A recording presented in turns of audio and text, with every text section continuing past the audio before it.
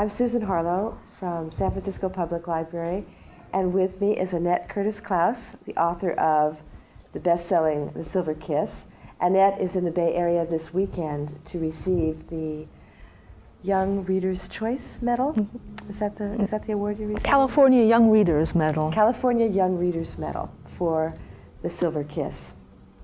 And we're fortunate to have her here to have a conversation.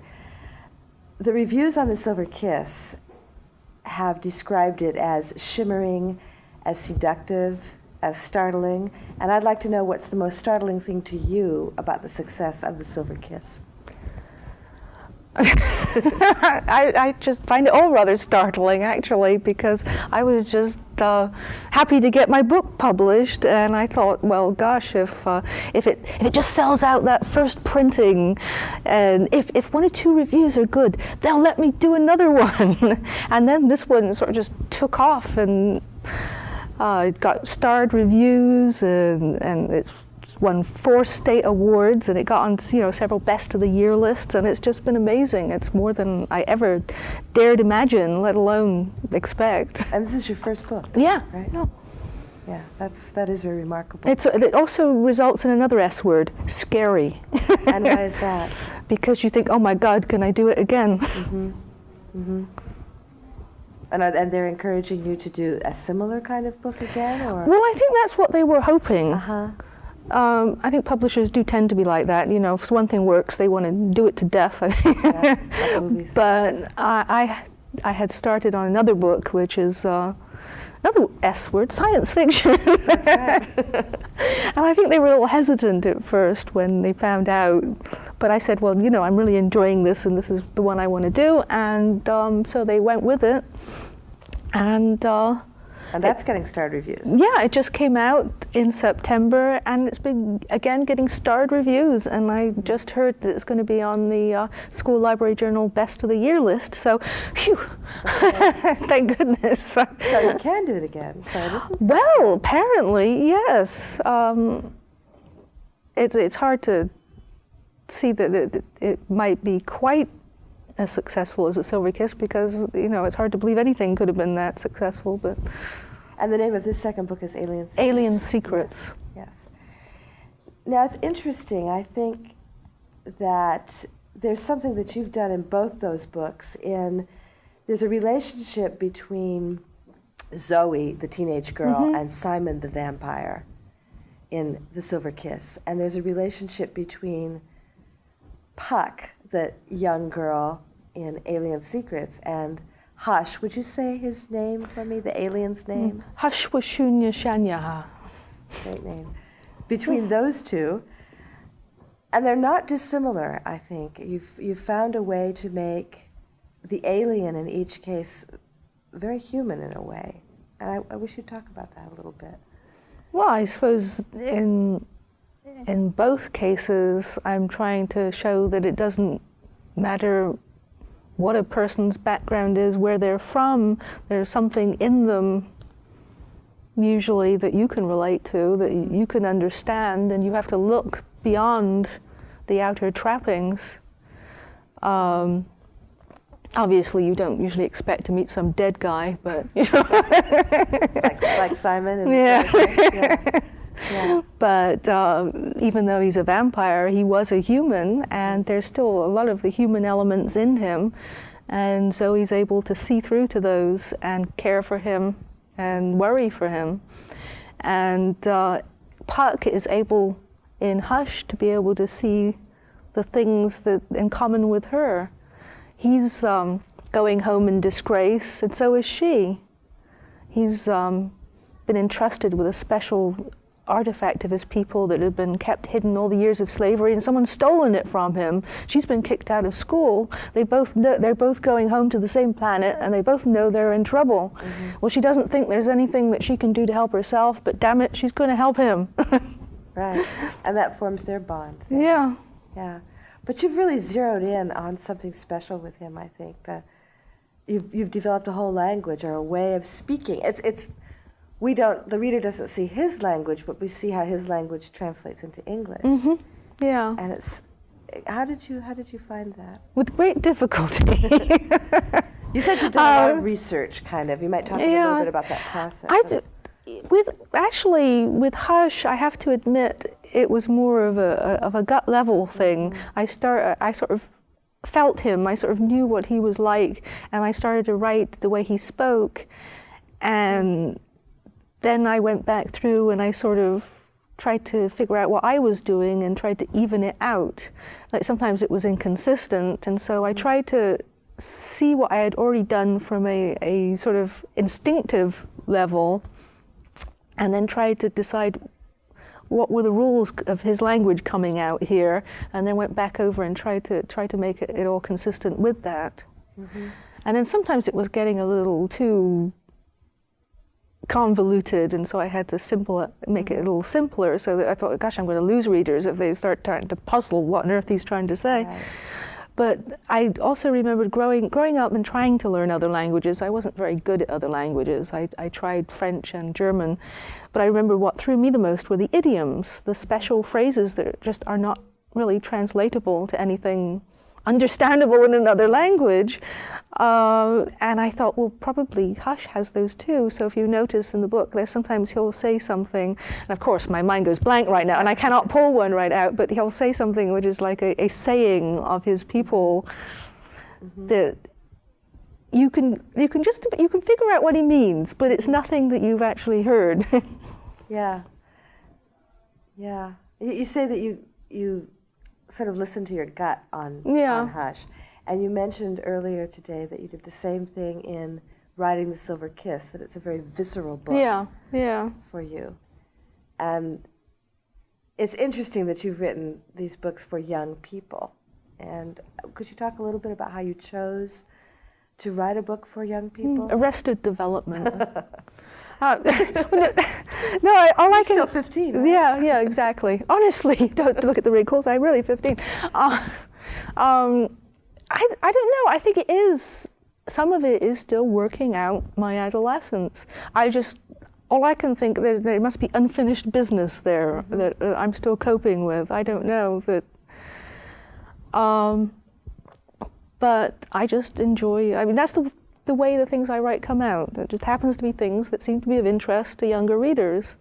So you didn't sit there and think, all right, now this is a market, and I think they would like vampire stories, and it doesn't sound like that. No, it was more like I loved books so much at this particular age. What would I have loved to have read at that age? Uh-huh. You know, and that's part of it.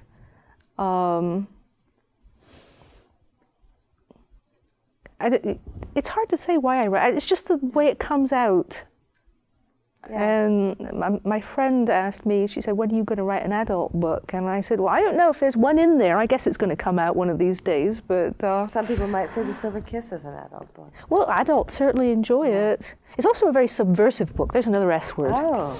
Because I love this. People come up to me and they say, well, I don't like horror books, but I really liked your book. Or I don't read vampire books, but wow, I couldn't put your book down. So it's subversive in that you're getting the and I go, genre. aha, gotcha. Yeah. You thought you didn't like it. But see? First one's free, kid. Then you're hooked. Well, when you say you were a kid and you said you loved books so much. Yeah. How early do you remember that love? I don't know. I just always seemed to love stories and books. You know, I mean, it was a very special thing for me, for my mother to read aloud to me. Can you remember the first? Well, actually, I grew up in England, so maybe what I remember I know it won't be familiar to Americans, but there were these weekly comic magazines we would get, and there was a brand new one that came out when I was about 3 or 4. It was Harold Hare magazine, and Harold Hare was one of the comic characters. They would like be one page with a comic book style story on it, and sometimes there'd be a whole 2-page spread, wow, with this epic story.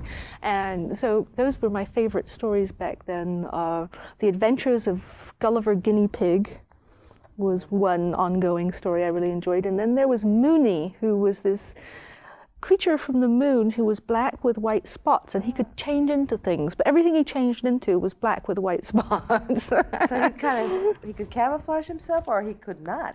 He would only be black. Like he'd be a black hat with white spots on it. Yeah, or a teacup, black teacup with white spots. Anything he changed into, and I loved those. Yeah. And then you discovered something of your father's. I read boxes of books. Oh, right. Well, yes, in the spare room, my father is a science fiction reader, and in the spare room there were just big cardboard boxes just full of magazines and paperbacks, and these wonderful covers on them with spaceships taking off from barren landscapes and creatures and I don't know, people in space suits and trucking through alien jungles and that sort of thing. And it was absolutely fascinating to me. And I just had to find out what were in these books. But of course, I think when I first discovered them, and I tried to read them, I could read the words, but they just didn't make sense to me. How old were you when you discovered them? I don't know, 9 or 10. You know, I mean, old enough to be able to read the words, but not old enough to have the experience to be able to put it together. And I was joking recently. I was talking about how I got into science fiction, and I said, and how with regularity I would turn into a 35-year-old American man, because that's who would be in the stories. Yeah, I was talking about the image of women in science fiction, the fact that there were no women in science fiction. I think Joanna Russ said that in about 1971, but. But I just loved the idea of being able to take off to other planets, explore other planets and stuff like that. I remember the first time I actually got through a whole science fiction book. I must be 11 or 12, got through a whole science fiction book to the end and understood it. And I remember I was reading it in bed, and I remember putting the book down on my pillow and letting out a big sigh, wow. I was like, I read a grown-up book, and I knew what it was about. The world is yours. Yes, the galaxy is mine. That's right. Oh, it was great. And you never lost that love of those strange other places. Yeah. It seems like. Yeah. Well, I don't know. It's. I've always felt like you can live real life. You're in real life. I mean, there are some books I read I enjoy. They're real life, but really, in my heart, I'd rather be exploring other galaxies or something, or going through a magic door into another world. Growing up, I really loved the Chronicles of Narnia. I was just going to say, aren't they wonderful? What is it about them that is so captivating, do you think? Is it that they're in this ordinary English house, and they go through a wardrobe, and they're in a forest? I mean, is it just that magical leap? Well, I think it's not only that magical leap to another world where you can have adventures, but it's also a very nurturing world in a way too, because even though there's danger, you're also learning something from it. And just the whole image of Aslan as a teacher and nurturer, but at the same time with a firm hand, I mean, I think I hadn't really, I'm just getting into realms I hadn't even thought about before here, but I think there's a very nurturing aspect to those books too, and growth. And reading them as a kid, of course, the whole allegory thing doesn't hit you over the head. And I loved them, and I read them over and over, and each time more of it dawned on me, and I felt like I was so intelligent. Like, wow, I just figured out what he was saying there. Oh, wow. And you've read them as an adult? Yes, I read them all out loud to my husband because I was aghast that he hadn't read them as a child. And the funny thing is I cried in all the same places. And they're powerful books, I think. Yeah. I really do love those. But then again, maybe I cry very easily. We were watching a film version of Black Beauty on television one time, my husband and I, and he was asking me something about it, and I said, but it's not like the book, honestly. And I started telling him about the book, and I got to the part where Ginger dies, and suddenly I burst into tears, and he's looking at me like, what on earth is wrong with you? You feel it inside hard. Were you, do you think, emotional or reclusive when you were a young child? Yeah, I think I was very thin-skinned, very sensitive to things. Now people think I'm outgoing, but it's all a big cover that I developed because I was very shy as a child and I got hurt very easily. And I probably misinterpreted things that people didn't intend at all. And you know how kids can be fairly cruel sometimes, and I got teased for my red hair. Just thinking about your red hair, but you got teased for that. Carrot top, you know, and stuff like that, and which seems very benign, but it points you out as being different. So I think part of my rebellion as a teenager was turning all around and saying different is good, and I'm going to be different. And I spent a considerable amount of time cultivating being different. Can you tell us about when you wrote, you were saying earlier you had written something for school, you wrote plays for school, and you were asked to read aloud? Is that the poetry? The blood-ridden pool of sullen goom. Yes. Which now I have to explain. Yeah, when I was about 10, I wrote my first horror story, at least the first one I recollect writing, and it was called The Blood-Ridden Pool of Sullen Goom. And it was actually written on paper my father had brought home. He's a radiologist, and at the time in his hospital they wrapped x-rays in this yellow paper that was folded over, and he'd bring home piles of it, and you could just slip it all in together and make these books. And then of course you had to write a story for this book. What a great, thing. Couldn't stand to look at blank pages. And so I wrote this story, and I don't remember how many chapters there were, but there were lots of chapters, but the chapters were only 1 page long, and on the facing page was the story, and it was about a phantom hand that would appear at a cliffside, and the poor lonely traveller going home at night would hear a voice crying, "Help, help!" And of course he'd think some poor soul had fallen over the cliff, and so he'd reach over, or she, as the case may be, and grab this hand and immediately get yanked over the cliff down on the rocks below, and each chapter ended, and more blood flowed into the blood-ridden pool of sullen goom. And a student teacher was foolish enough to let me read it out loud to the class. And you were how old? When I was 10, about 10, I think. Might have been a touch younger, I think 10. And afterwards in the schoolyard, everyone danced around me going, chapter 1, chapter 2, chapter 3, chapter 4, chapter 5. And that was my first experience with critics. Were you humiliated? Do you remember how you felt? Well, I felt awful. I thought, gosh, was that wrong, having short chapters?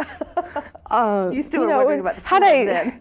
Yes, yeah. I thought, gosh, was that stupid of me? Should I have had longer chapters? Wasn't the story good?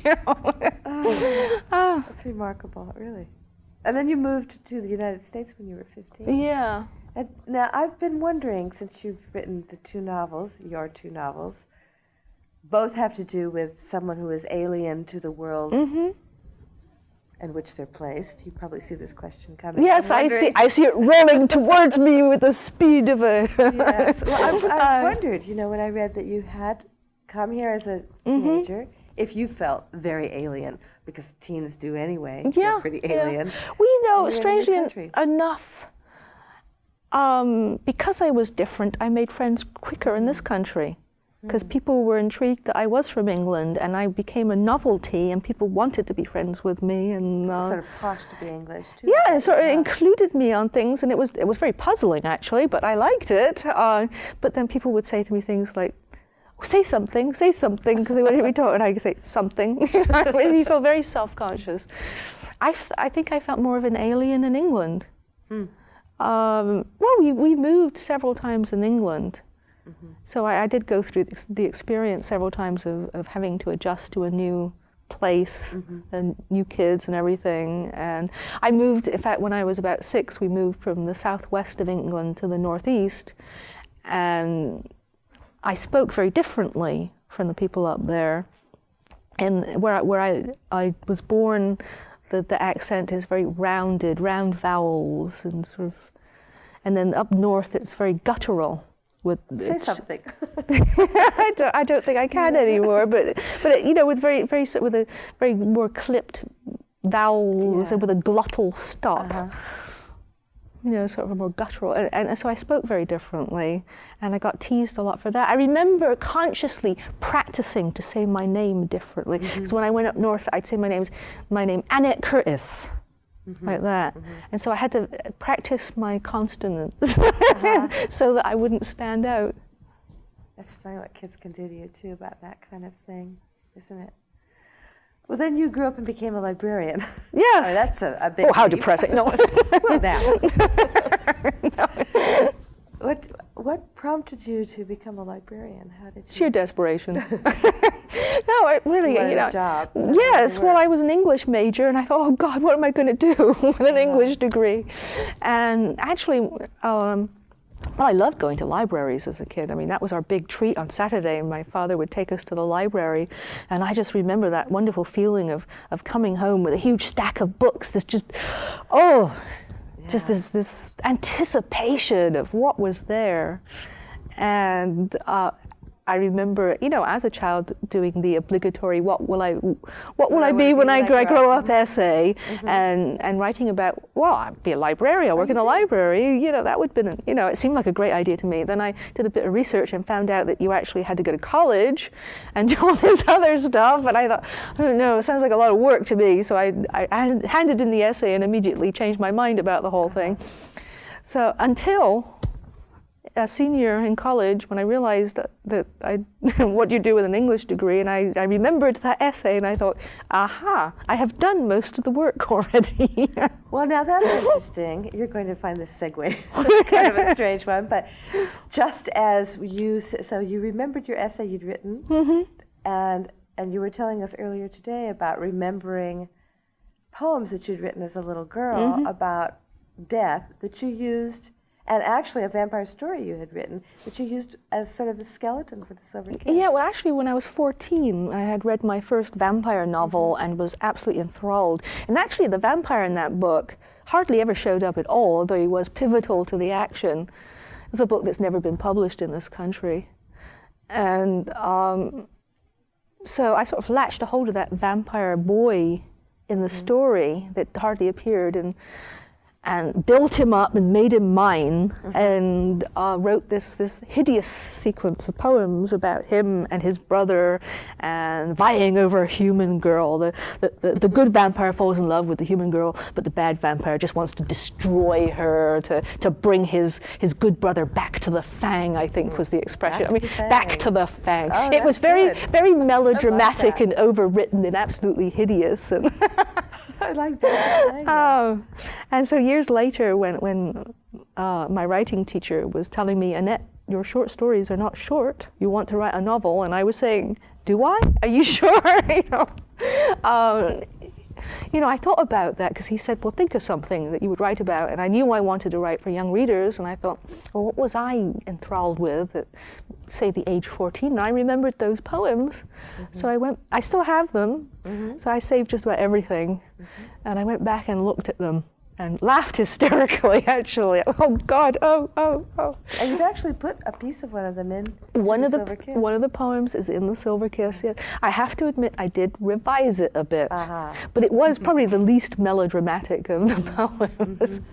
Some of them were pretty hideous. They had, lines like an aspen trembling for things she couldn't know.